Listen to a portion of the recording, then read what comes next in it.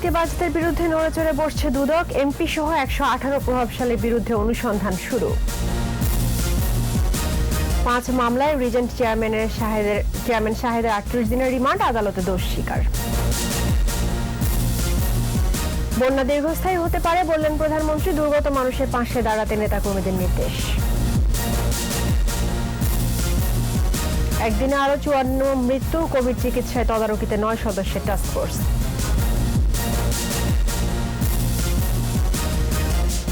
মাসে $100 কোটি লোকসান গুনছে বেসরকারি বিমান সংস্থা, সংকট উত্তরণে সরকারকে বেশ কিছু প্রস্তাব।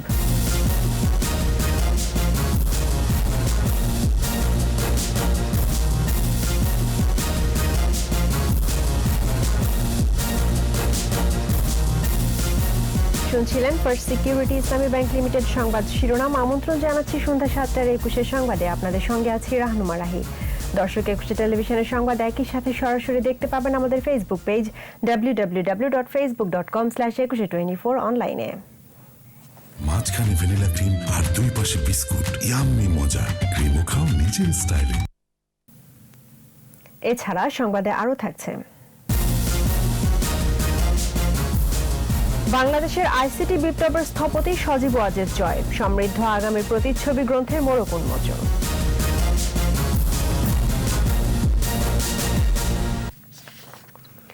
সাবেক বর্তমান এমপি মন্ত্রী সহ 118 প্রভাবশালীর বিরুদ্ধে দুর্নীতির অভিযোগ অনুসন্ধান আবারও জোরে সোরে শুরু হয়েছে। মাঝে করোনার কারণে থমকে গেল তৎপর হয়েছে দুদক। কমিশন বলছে, অনুসন্ধানের অংশ হিসেবে সংসদ সদস্য সেলিনা ইসলাম ও তার বোন জেসমিনকে জিজ্ঞাসাবাদ করা হয়েছে। পর্যায়ক্রমে সংসদ সদস্য নজরুল ইসলাম বাবু ও নুর নবী চৌধুরী শাওন সহ অন্যদের জিজ্ঞাসাবাদ করা হবে। বিস্তারিত জানাচ্ছেন দীপু সারওয়ার।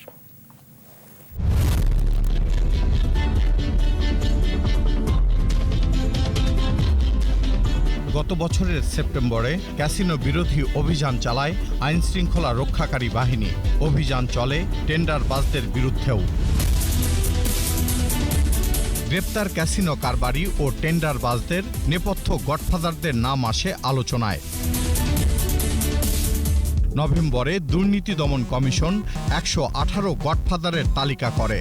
তালিকায় সাবেক ও বর্তমান এমপি মন্ত্রী ছাড়াও সরকারি কর্মকর্তা ও ব্যবসায়ীদের নাম আছে। নানা অপকর্মে, সম্পদ দখল, অর্থ পাচার সহ 6 ধরনের অভিযোগ আনা হয় তাদের বিরুদ্ধে।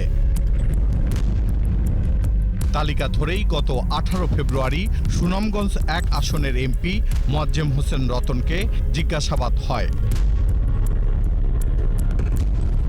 এরও আগে ক্যাসিনো কাণ্ডে সংশ্লিষ্টতা থাকায় রতনের বিদেশ যাত্রায় নিষেধাজ্ঞা দেয় দুদক।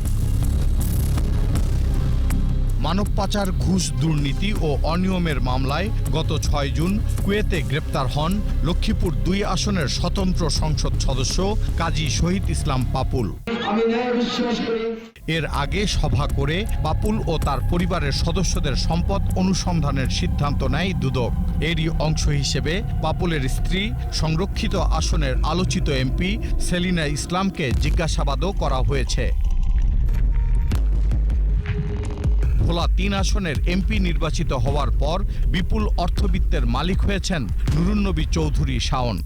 এই সংস্কৃতিকে জাগিয়ে তুলতে হবে।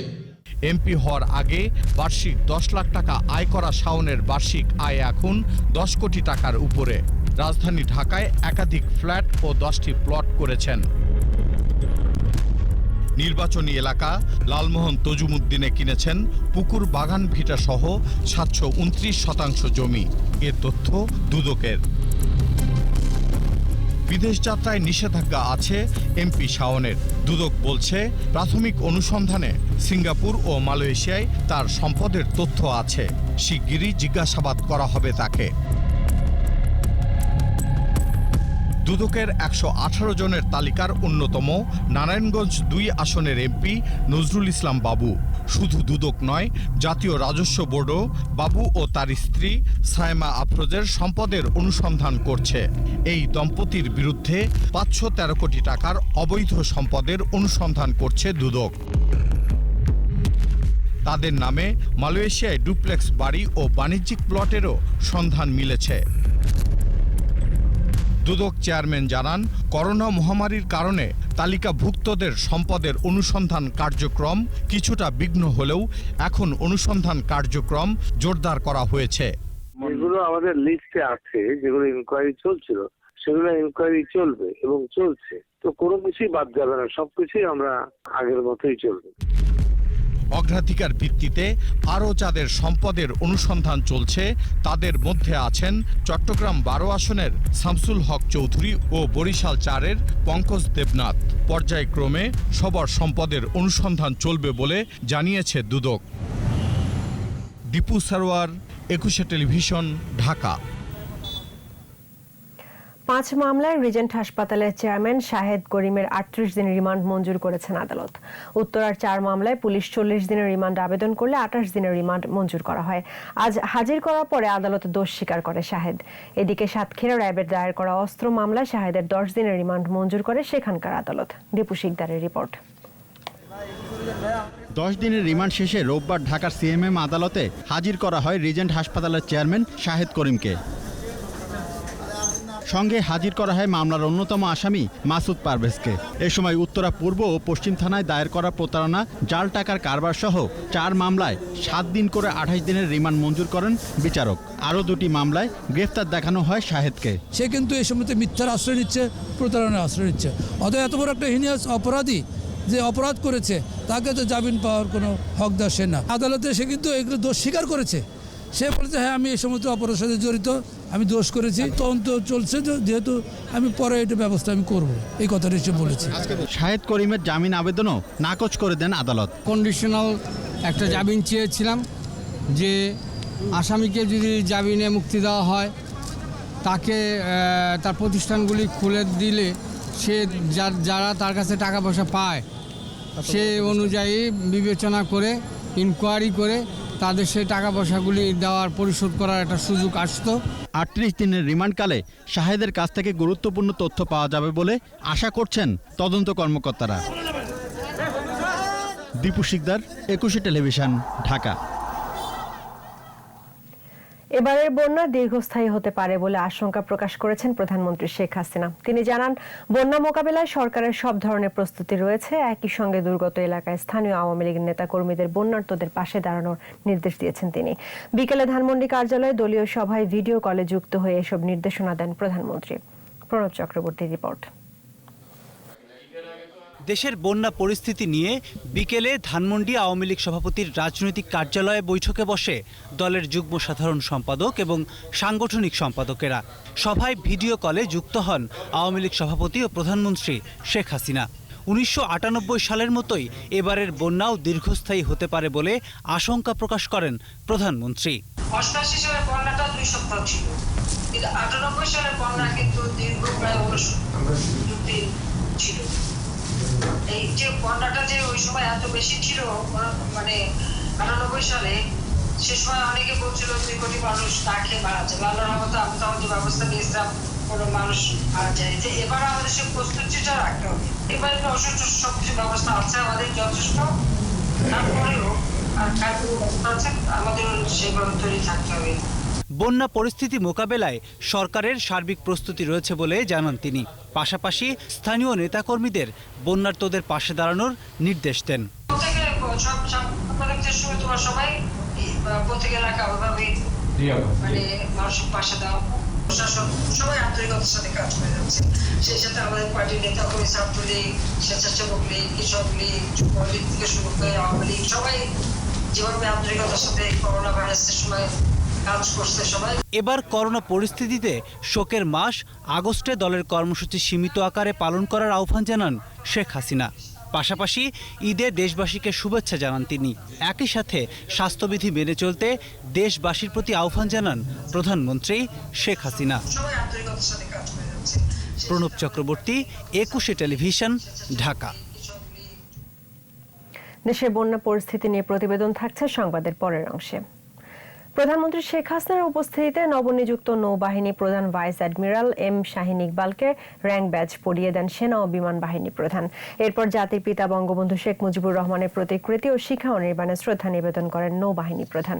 ভাইস অ্যাডমিরাল শাহীন ইকবাল 40 বছর ধরে নৌবাহিনী ছাড়াও সরকারের বিভিন্ন গুরুত্বপূর্ণ বিভাগে দায়িত্ব পালন করেন। ইবনে নূর শাওনের রিপোর্ট। সকালে গণভবনে প্রধানমন্ত্রী শেখ হাসিনার উপস্থিতিতে নবনিযুক্ত নৌবাহিনীর প্রধান ভাইস অ্যাডমিরাল এম শাহিন ইকবালকে র্যাঙ্ক ব্যাজ পরিয়ে দেন সেনাবাহিনী প্রধান আজিজ আহমেদ ও বিমান বাহিনী প্রধান মসিহুজ্জামান সেরেনিয়াবাত। গণভবন থেকে ধানমন্ডি ৩২ নম্বরে জাতির পিতা বঙ্গবন্ধু শেখ মুজিবুর রহমানের প্রতিকৃতিতে ফুল দিয়ে শ্রদ্ধা জানান নৌবাহিনী প্রধান। এ সময় কিছুক্ষণ নীরবে দাঁড়িয়ে থাকেন তিনি। এরপর ঢাকা সেনানিবাসে শিখা ও নির্বাণে ফুল দিয়ে সশস্ত্র বাহিনীর শহীদ বীর সদস্যদের প্রতি শ্রদ্ধা জানান এবং পরিদর্শন বইতে স্বাক্ষর করেন। নতুন প্রধান নৌসদরে এসে পৌঁছালে একটি সুসজ্জিত দল তাকে গার্ড অব অনার প্রদান করে। গার্ড পরিদর্শন শেষে সালাম গ্রহণ করেন তিনি। ২৫ জুলাই আনুষ্ঠানিকভাবে সাবেক নৌবাহিনী প্রধান অ্যাডমিরাল এএমএমএম আওরঙ্গজেব চৌধুরীর কাছ থেকে দায়িত্ব গ্রহণ করেন vice admiral M Shahin Iqbal. Ibne Nur Shaon, ২১ television, Dhaka.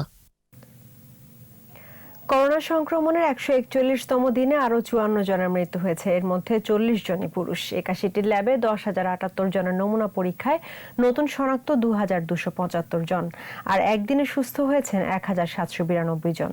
COVID-19 সংক্রান্ত নিয়মিত স্বাস্থ্য বুলেটিনে স্বাস্থ্য অধিদপ্তরের অতিরিক্ত মহাপরিচালক অধ্যাপক নাসিমা সুলতানা জানান, দেশে আক্রান্তের সংখ্যা বেড়ে ২,২৩,৪৫৩ জন। মৃত্যু হয়েছে ২,৯২৮ জনের আর সুস্থ হয়েছেন ১,২৩,৮৮২ জন। এ পর্যন্ত পুরুষ মারা গেছেন ২,৩০৬ ও নারী ৬২২ জন। সবচেয়ে বেশি মৃত্যু ঢাকা বিভাগে। শনাক্তের হার ২০.১০%, মৃত্যুর হার ১.৩১% এবং সুস্থতার হার ৫৪.৪৪%। গত ২৪ ঘন্টায় মৃত্যুবরণ করেছেন ৫৪ জন এবং এ পর্যন্ত ২,৯২৮ জন। শনাক্ত বিবেচনায় মৃত্যুর হার ১.৩১%। তাদের মধ্যে ৪০ জন পুরুষ, ১৪ জন নারী। ঢাকা বিভাগ ১৯ জন, চট্টগ্রাম বিভাগ ১০ জন, খুলনা ৮ জন, রাজশাহী ৭ জন, সিলেট ৬ জন, রংপুর ৩ জন এবং বরিশাল বিভাগে ১ জন। কোভিড-১৯ ব্যবস্থাপনা ও চিকিৎসা সেবার মান বৃদ্ধি ও অনিয়ম বন্ধে ৯ সদস্যের টাস্কফোর্স গঠন করেছে স্বাস্থ্য মন্ত্রণালয়। এই সংক্রান্ত প্রজ্ঞাপন জারি করা হয়েছে। এতে বলা হয়েছে, হাসপাতালের লাইসেন্স, ফি ও ব্যবস্থাপনার ক্ষেত্রে অনিয়ম তদারকি করবে টাস্কফোর্স কমিটি। স্বাস্থ্য মন্ত্রণালয়ের অতিরিক্ত সচিব মোহাম্মদ মোস্তফা কামালকে কমিটির আহ্বায়ক করা হয়েছে।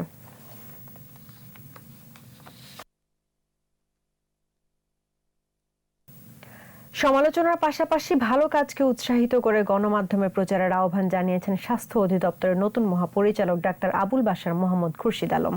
যোগদান করেই সচিবালয়ে স্বাস্থ্যমন্ত্রীর সঙ্গে সৌজন্য সাক্ষাৎ করেন মহাপরিচালক। প্রায় ২ ঘন্টা স্বাস্থ্যমন্ত্রী ও স্বাস্থ্য বিভাগের সচিবদের সঙ্গে আলাপ শেষে তিনি সাংবাদিকদের সঙ্গে কথা বলেন। দায়িত্ব বুঝে নিয়ে গণমাধ্যমের সঙ্গে স্বাস্থ্য খাত নিয়ে বিস্তারিত কথা বলবেন বলে আশ্বাস দেন তিনি। স্বাস্থ্য অধিদপ্তরের সাবেক মহাপরিচালক কিংবা অধিদপ্তরের সৃষ্ট করোনাকালীন সমালোচনার বিষয়ে সাংবাদিকদের কোনো প্রশ্নের উত্তর দেননি নতুন ডিজি। আমরা অবশ্যই ভালো করার চেষ্টা করব। আপনাদের কাছে অনুরোধ, কারণ মিডিয়া দেখেন, আপনারা আমাদেরকে সাহায্য করলেই আমরা এগিয়ে যেতে পারবো। আপনারা আমাদের ভালো কাজগুলো মূল্যায়ন করেন, আর খারাপ কাজ হলে সেটা সমালোচনা করবেন, এই তো কথা। মহামারীতে দেশের চলমান উন্নয়ন বাধাগ্রস্ত হলেও শেখ হাসিনার নেতৃত্ব থাকলে বাংলাদেশ এগিয়ে যাবে সমৃদ্ধির বর্ণিল দিগন্তে। জন্মদিনে সজীব ওয়াজেদ জয়কে নিয়ে একটি সম্পাদনা গ্রন্থের মোড়ক উন্মোচন শেষে একথা বলেন আওয়ামী লীগ সাধারণ সম্পাদক ওবায়দুল কাদের। এ সময় তথ্য প্রযুক্তি প্রতিমন্ত্রী জুনায়েদ আহমেদ পলক জানান, সজীব ওয়াজেদ জয়ের ভিশন, মিশন ও ভবিষ্যৎ পরিকল্পনা তুলে ধরা হয়েছে বইটিতে। আরও জানাচ্ছেন প্রণব চক্রবর্তী। প্রধানমন্ত্রীর তথ্য ও যোগাযোগ প্রযুক্তি বিষয়ক উপদেষ্টা সজীব ওয়াজেদ জয়, যার হাত ধরে দেশের আইসিটি খাত প্রাণ পেয়েছে। সজীব ওয়াজেদ জয় সমৃদ্ধ আগামীর প্রতিচ্ছবি। জয়ের ৫০তম জন্মদিনকে সামনে রেখে প্রকাশিত এ গ্রন্থের সম্পাদনা করেছেন প্রধানমন্ত্রীর উপপ্রেস সচিব আশরাফুল আলম খোকন আর প্রকাশক তথ্য ও যোগাযোগ প্রতিমন্ত্রী জুনায়েদ আহমেদ পলক। সকালে সরকারি বাসভবনে এ গ্রন্থের মোড়ক উন্মোচন করেন আওয়ামী লীগ সাধারণ সম্পাদক ওবায়দুল কাদের। এ সময় তিনি বলেন, প্রযুক্তির অব্যাহত উন্নতির কল্যাণে বদলেছে বাংলাদেশ। তিনি প্রযুক্তির সহায়তা দেখিয়েছেন বিস্ময়কর সাফল্য। লক্ষ লক্ষ তরুণের প্রাণে বুনেছেন স্বপ্ন জয়ের বীজ। করোনায় দেশের উন্নয়ন কিছুটা মন্থর হলেও বর্তমান সরকারের নেতৃত্বে দেশ এগিয়ে যাবে বলে উল্লেখ করেন ওবায়দুল কাদের। যতক্ষণ শেখ হাসিনা চালকের আসনে, নেতৃত্বের আসনে আছেন, ততদিন বাংলাদেশ এগিয়ে যাবে লক্ষ্যবাণী। এ সময় তথ্য ও যোগাযোগ প্রতিমন্ত্রী বলেন, বাংলাদেশের তরুণ প্রজন্মের কাছে সজীব ওয়াজেদ জয়ের ভীষণ মিশন ও তার ভবিষ্যৎ পরিকল্পনা তুলে ধরাই হচ্ছে বইটি প্রকাশের মূল লক্ষ্য। তার কর্মকাণ্ডগুলো আমাদের পরবর্তী প্রজন্মের কাছে, দেশবাসীর কাছে তুলে ধরার জন্যই আমাদের এই ক্ষুদ্র প্রয়াস। অনলাইনে পড়তে চাইলে ই বুক হিসেবে পাওয়া যাবে এই বই, সেই সাথে পাওয়া যাবে গুগল প্লে স্টোর ও অ্যাপেল প্লে স্টোরে। সজীব ওয়াজেদ জয়ের জন্মদিনকে। প্রণব চক্রবর্তী, 21 টেলিভিশন, ঢাকা। মশিউর রহমান রাঙাকে সরিয়ে জাতীয় পার্টির নতুন মহাসচিব হলেন জিয়াউদ্দিন আহমেদ বাবলু। রোববার জাতীয় পার্টির চেয়ারম্যান GM কাদের এক সাংগঠনিক আদেশে তাকে মহাসচিব হিসেবে নিয়োগ দেন। এর আগে জিয়াউদ্দিন আহমেদ বাবলু জাতীয় পার্টির প্রেসিডিয়াম সদস্য হিসেবে দায়িত্ব পালন করেন। ক্যাসিনো পাপিয়া কাণ্ডের পর সবশেষ শাহেদ কাণ্ডে আওয়ামী লীগে অনুপ্রবেশ ইস্যুটি আবারও সামনে এসেছে। যুগ্ম সাধারণ সম্পাদক আফম বাহাউদ্দিন নাসিম বলেছেন, চিহ্নিত দুর্নীতিবাজদের পেছনে দলের কোনো নেতার পৃষ্ঠপোষকতা থাকলে তার বিরুদ্ধে ব্যবস্থা নেওয়া দলেরই দায়িত্ব। নীতির প্রশ্নে আওয়ামী লীগ সভাপতি শেখ হাসিনা আপোষহীন, তাই কেউ ছাড় পাবে না বলেও জানান বাহাউদ্দিন নাসিম।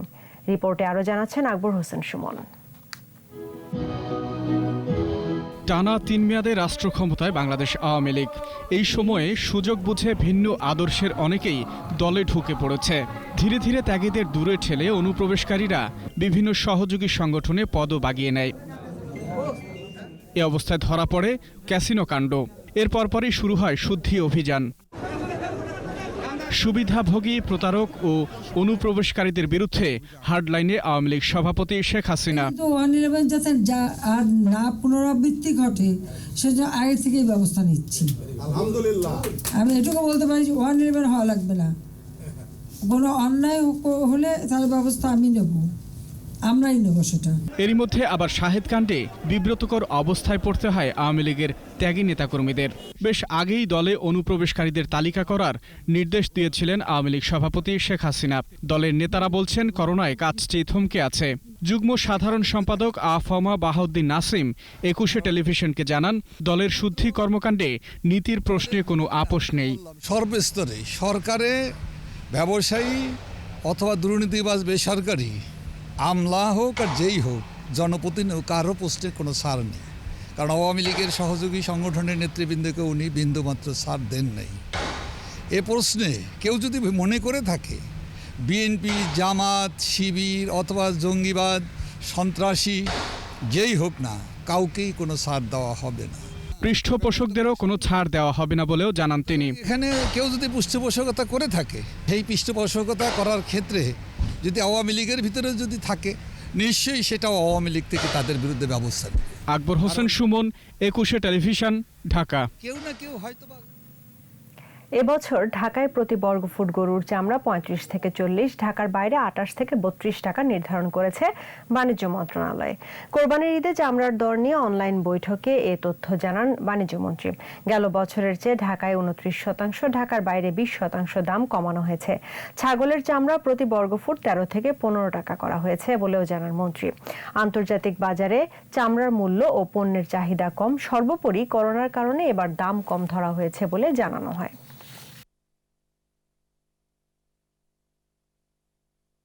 ঢাকায় দাম ধরা হয়েছে 35 থেকে 40 টাকা, যেটা গত বছরের তুলনায় প্রায় 29 টাকা কম। এটা লবণ দেওয়ার পরে এই প্রাইস, কারণ লবণ তো দিতে হয় সাথে সাথে। ঢাকার বাইরে এটা হচ্ছে 28 থেকে 32 টাকা। এটাও গতবারের তুলনায় 20% আমরা রিডিউস করেছি। এদিকে কোরবানির ঈদ সামনে রেখে অবৈধ পথে আনা ভারতীয় গরু মহিষ অবাধে বিক্রি হচ্ছে কুড়িগ্রামের সীমান্ত এলাকার হাটগুলোতে। এ কারণে ন্যায্য মূল্য নিয়ে শঙ্কিত স্থানীয় খামারিরা। আর দেশীয় পদ্ধতিতে গরু মোটা তাজা করে অনলাইনে বিক্রির চেষ্টা করছেন পাবনার খামারিরা। কুড়িগ্রাম প্রতিনিধি আতর রহমান বিপ্লব এবং পাবনা প্রতিনিধি রাজিউর রহমান রুমির রিপোর্ট, জানাচ্ছেন রত্নজামান।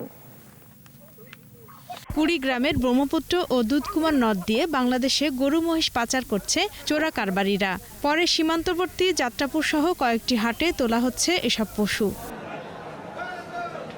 দেশের বিভিন্ন স্থান থেকে আসা পাইকাররা তুলনামূলক সস্তায় এসব পশু কিনে নিয়ে যাচ্ছেন। ঘুষির দাম বেশি, ফিডের দাম বেশি, গরু বেচতে পারতেছি না, অনেক টাকা লস। রাত্রে গরুর হাত পা বেঁধে গরু পাড়ায় দেয় কলা গাছের সাথে বেঁধে, আর নৌকা দিয়েও আসে অনেক গরু। বিশেষ এই ভারতের গরু আসার কারণে আমাদের বাংলাদেশের যে সাধারণ যে কৃষক যারা গরু পালন করে তারা সঠিকভাবে ন্যায্য মূল্য পায় না। সীমান্ত পথে ভারতীয় গরু পাচার রোধে কঠোর নজরদারির ব্যবস্থা করা হয়েছে জানালেন জেলা প্রশাসক। মাইকিং করেছে যাতে এই বর্ডার এরিয়ায় কোনো ধরনের ইন্ডিয়ান গরু প্রবেশ না করতে পারে, এই জন্য বিজিবি এবং পুলিশ অন্যান্য সবার সাথে আমাদের একটা সমন্বয়ে আমরা কাজ করছি। এদিকে কোরবানির ঈদে বিক্রির আশায় দেশীয় পদ্ধতিতে গরু মোটাতাজা করেছেন পাবনার খামারিরা। এরই মধ্যে সাধারণ মানুষের নজর কেড়েছে 30 মণ ওজনের পালোয়ান গরু, যা অনলাইনে বিক্রির চেষ্টা করছেন খামারি। আমার গরুটির মূল্য 15 লক্ষ টাকা চাচ্ছি। করোনা পরিস্থিতির মাঝেও এবার কোরবানির পশু বিক্রি করে লাভের আশা খামারিদের। রত্না জামান, 21 টেলিভিশন। সিলেট সুনামগঞ্জে পানি কিছুটা কমলেও উত্তর ও মধ্যাঞ্চলে বন্যা পরিস্থিতির অবনতি হয়েছে। খাবার, বিশুদ্ধ পানি, স্যানিটেশন সংকট সহ নানা দুর্ভোগে বানভাসীরা। কোথাও আবার তীব্র হয়েছে নদী ভাঙন, ঘরবাড়ি ও ফসলি জমি হারিয়ে নিঃস্ব হচ্ছেন অনেকে। প্রতিনিধিদের সহায়তায় আরও জানাচ্ছেন সমর ইসলাম। বৃষ্টি আর ঢলে কুড়িগ্রাম জেলার ৭৫ ভাগ পানির নিচে। বন্যা কবলিত মানুষের সংখ্যা ৩.৫ লাখ। খাবার, বিশুদ্ধ পানি, স্যানিটেশন ও গোখাদ্যের সংকট চরমে। গাইবান্ধায় এখনও বাড়ছে নদ নদীর পানি। সদর, ফুলছড়ি, সাঘাটা, সুন্দরগঞ্জ ও গোবিন্দগঞ্জে প্লাবিত হচ্ছে নতুন এলাকা। দুর্গত এলাকায় বিশুদ্ধ পানি ও শৌচাগার সংকট চরমে। যমুনার পানি বৃদ্ধি পাওয়ায় সিরাজগঞ্জের সার্বিক বন্যা পরিস্থিতির আরও অবনতি হয়েছে। জেলার 9 উপজেলার মধ্যে কাজীপুর, বেলকুচি, শাহজাদপুর, চৌহালি, সদর ও উল্লাপাড়ার প্রায় 3.5 লাখ মানুষ দুর্ভোগে রয়েছেন। জামালপুরে যমুনার পানি বাহাদুরাবাদ পয়েন্টে বিপদসীমার 105 সেন্টিমিটার উপর দিয়ে বইছে। জেলার 7 উপজেলার প্রায় 10 লাখ মানুষ পানিবন্দী। বিভিন্ন স্কুল, কলেজ ও উঁচু স্থানে আশ্রয় নেওয়ারা রয়েছে দুর্ভোগে। কিশোরগঞ্জের ইটনায় হাওরে পানি বেড়ে বাড়িঘর প্লাবিত হয়েছে। কষ্টে আছেন নিম্নআয়ের মানুষ। ফরিদপুরে সার্বিক বন্যা পরিস্থিতির আরও অবনতি হয়েছে। প্লাবিত গ্রামগুলোতে দুর্ভোগ বেড়েছে মানুষের। শরীয়তপুরে মৎস্য ঘেরের পাড় প্লাবিত হয়ে পানিতে ভেসে গেছে কয়েক কোটি টাকার মাছ। বন্যায় ক্ষতিগ্রস্ত মৎস্য চাষিরা এখন দিশেহারা। নদ নদীর পানি বেড়ে গাজীপুরের কালিয়াকৈরে নির্মাঞ্চল প্লাবিত হয়েছে। কালিয়াকৈর ধামরাই সড়কের কয়েকটি স্থান পানিতে তলিয়ে গেছে। সিলেটে বন্যা পরিস্থিতির কিছুটা উন্নতি হয়েছে। নদ নদীর পানি নেমে এসেছে বিপদসীমার নিচে। জেলায় ৩য় দফা বন্যায় অর্ধলক্ষাধিক কৃষক ক্ষতিগ্রস্ত হয়েছে। সুনামগঞ্জে সুরমার পানি বিপদসীমার নিচে নেমে এসেছে। কিছু এলাকায় এখনো বাড়িঘরে পানি। গ্রামীণ সড়কগুলো পানিতে ডুবে থাকায় দুর্ভোগ কমেনি। মাদারীপুরে পদ্মা ও আড়িয়ালখার পানি বেড়ে দুর্ভোগ বেড়েছে নদী তীরবর্তী বাসিন্দাদের। ভাঙছে ঘরবাড়ি, ফসলি জমি ও শিক্ষা প্রতিষ্ঠান সহ বিভিন্ন স্থাপনা। ভাঙন আতঙ্কে নদী পাড়ের বাসিন্দারা। মেঘনার ভাঙনে নরসিংদীর রায়পুরার চরাঞ্চলে বিলীন হয়ে যাচ্ছে শত শত ঘরবাড়ি ও ফসলি জমি। সহায় সম্বল হারিয়ে অনেকে পথে বসেছেন। অপরিকল্পিত বালু উত্তোলন ভাঙনের কারণ বলছেন এলাকার মানুষ। বামনী নদীর ভাঙনে অস্তিত্ব সংকটে নোয়াখালীর কোম্পানিগঞ্জের চর এলাহি ইউনিয়ন 1, 4 ও 5 নম্বর ওয়ার্ড এরই মধ্যে বিলীন হওয়ার পথে। ঘরবাড়ি ও ফসলি জমি হারিয়ে নিঃস্ব হয়েছেন অনেকে। সমর ইসলাম, 21 টেলিভিশন। করোনা ও বন্যার দুর্যোগকালে শেরপুরে গর্ভবতী মা ও শিশুকে বিনামূল্যে চিকিৎসা সেবা দিচ্ছেন এক নারী চিকিৎসক। নৌকায় করে বাড়ি বাড়ি গিয়ে অসহায়দের চিকিৎসা সেবার পাশাপাশি ওষুধ ও শুকনো খাবারও বিতরণ করছেন তিনি। শেরপুর প্রতিনিধি শরীফুর রহমানের রিপোর্ট, জানাচ্ছেন সমর ইসলাম। একদিকে করোনা মহামারী, অন্যদিকে বন্যা। সদর উপজেলার 6 ইউনিয়নের 30টি গ্রাম বন্যা কবলিত। এসব গ্রামের অন্তত 35,000 মানুষ পানিবন্দী। এই অবস্থায় মা ও শিশুর জরুরি স্বাস্থ্যসেবা পেতে বিড়ম্বনার অন্ত নেই। দুর্যোগে বিপন্ন এসব মানুষের পাশে দাঁড়িয়েছেন শেরপুর মা ও শিশু কল্যাণ কেন্দ্রের medical officer doctor Sharmin Rahman Omi. 2-1 সহকর্মীকে সাথে নিয়ে নৌকায় ঘুরে বেড়ান বন্যা কবলিত চরপক্ষিমারি ইউনিয়নের টাকিমারি গ্রাম, বলায়ের চরের কুমড়ার চর আদর্শ গ্রাম, লক্ষ্মণপুরের ঝায়ের চর ও আশ্রয়ণ প্রকল্প সহ আশপাশের গ্রামে। মা ও শিশুর চিকিৎসা সেবা ও বিনামূল্যে প্রয়োজনীয় ওষুধ দিচ্ছেন তিনি। পাশাপাশি দুর্গতদের মাঝে বিতরণ করছেন শুকনো খাবার। দুঃসময়ে এসব সহায়তা পেয়ে দারুণ খুশি গ্রামবাসী। বন্যার জন্য তো রাস্তাঘাট বন্ধ, বাবুরে চিকিৎসা করতে নিয়ে যেতে পারতেছি না, ডাক্তাররা এসে চিকিৎসা করে ওষুধপাতি দিয়ে যাচ্ছে। বাচ্চা পেটের সমস্যা, মাঝে চিকিৎসা করার ওষুধপাতি দিয়ে গেল। দুর্গত মানুষকে সাহস দিতে তাদের পাশে দাঁড়ানোর কথা জানান এই চিকিৎসক। প্রাইমারি সেবাটা আমরা দিয়ে যাচ্ছি, যাতে বন্যায় কবলেতে তারা যাতে মনে করেছে না আমরা তাদের পাশে আছি, তারা যাতে আতঙ্কিত না হয়, তারা যাতে সুস্থ থাকে। ডাক্তার অমির এই মহতি উদ্যোগ অন্যদের জন্য দৃষ্টান্ত হতে পারে বলছেন এলাকার মানুষ। সমর ইসলাম, 21 টেলিভিশন। এবার সারা দেশের করোনা পরিস্থিতির খবর। দেশে প্রতিদিনই বাড়ছে করোনা আক্রান্তের সংখ্যা, থেমে নেই মৃত্যুর মিছিল। দিনাজপুরে করোনা আক্রান্ত একজনের মৃত্যু হয়েছে। এ নিয়ে জেলায় করোনার মৃতের সংখ্যা দাঁড়ালো 31 জনে। নতুন আক্রান্ত হয়েছে 28 জন। করোনায় ঠাকুরগাঁয়ে মারা গেছেন এক গৃহবধূ। এ নিয়ে জেলায় মৃতের সংখ্যা 6। জেলায় নতুন 11 জন সহ মোট আক্রান্ত 320 জন। সিলেটে 3 চিকিৎসক সহ নতুন আক্রান্ত হয়েছে 65 জন। এছাড়া চুয়াডাঙ্গায় 511, গাজীপুরে 4131 এবং পঞ্চগড়ে 253 জন আক্রান্ত হয়েছে।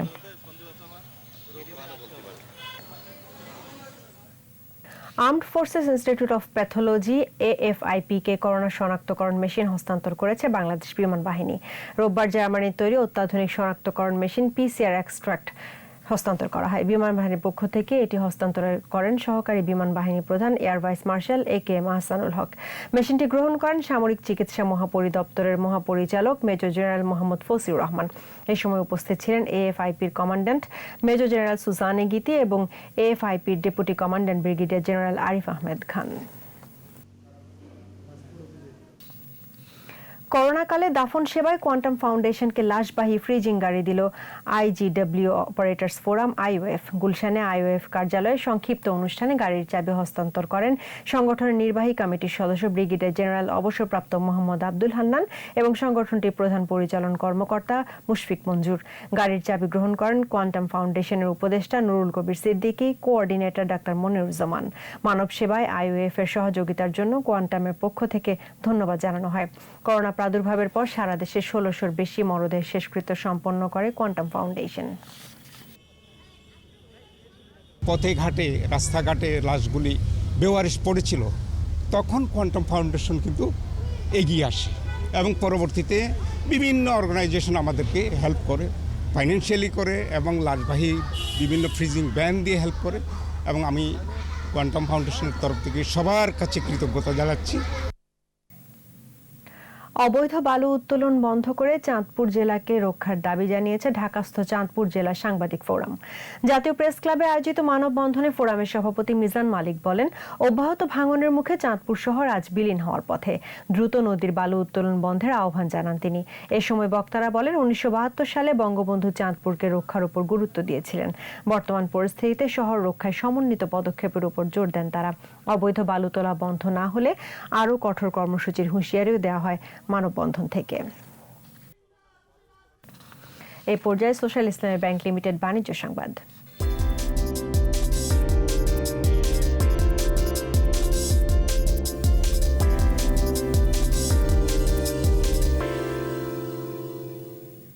শাহজালাল ইসলামিক ব্যাংক লিমিটেডের অর্ধবার্ষিক ব্যবসায়িক সম্মেলন 2020 অনলাইন ভিডিও কনফারেন্সের মাধ্যমে অনুষ্ঠিত হয়েছে। ব্যাংকের ব্যবস্থাপনা পরিচালক এম শহীদুল ইসলামের সভাপতিত্বে সম্মেলন প্রধান অতিথি ছিলেন শাহজালাল ইসলামী ব্যাংকের চেয়ারম্যান মোহাম্মদ সানাউল্লাহ শাহিদ। সভায় অন্যান্যর মধ্যে উপস্থিত ছিলেন ব্যাংকের পরিচালক ডক্টর আনোয়ার হোসেন খান, আক্কাস উদ্দিন মোল্লা, ইঞ্জিনিয়ার মোহাম্মদ তৌহিদুর রহমান, ব্যাংকের পরিচালক, প্রধান কার্যালয়ের নির্বাহী ও বিভিন্ন বিভাগের প্রধান, 132টি শাখার ব্যবস্থাপক এবং বিভিন্ন শাখার নির্বাহী ও কর্মকর্তা সহ 975 জন এই অনলাইন সম্মেলনে অংশ নেন। আর এরই সঙ্গে শেষ করছি সন্ধ্যা 7টার 21 সংবাদ। তবে যাবার আগে ফার্স্ট সিকিউরিটি ইসলামী ব্যাংক লিমিটেড সংবাদ শিরোনামগুলো জানাবো আরো একবার। দুর্নীতিবাজদের বিরুদ্ধে নড়েচড়ে বসছে দুদক, এমপি সহ 118 প্রভাবশালীর বিরুদ্ধে অনুসন্ধান শুরু। 5 মামলায় রিজেন্ট চেয়ারম্যান শাহেদ 38 দিনের রিমান্ডে, আদালতের দোষ স্বীকার। বন্যা দীর্ঘস্থায়ী হতে পারে বললেন প্রধানমন্ত্রী, দুর্গত মানুষের পাশে দাঁড়াতে নেতাকর্মীদের নির্দেশ।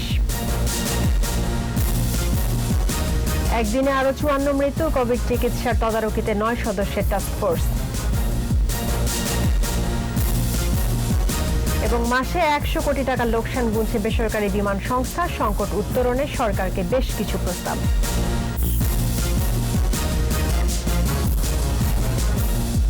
দর্শক, 21-এর সর্বশেষ খবর জানতে ডায়াল করুন 2021 নম্বরে আর ভিজিট করুন 21tv.com এই ওয়েবসাইটে।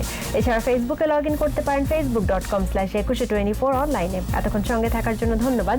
আমাদের পরবর্তী সংবাদ রাত 9টায় দেখার আমন্ত্রণ রইল। স্বাস্থ্যবিধি মেনে চলুন, সুস্থ থাকুন, অবশ্যই 21-এর সঙ্গেই থাকুন।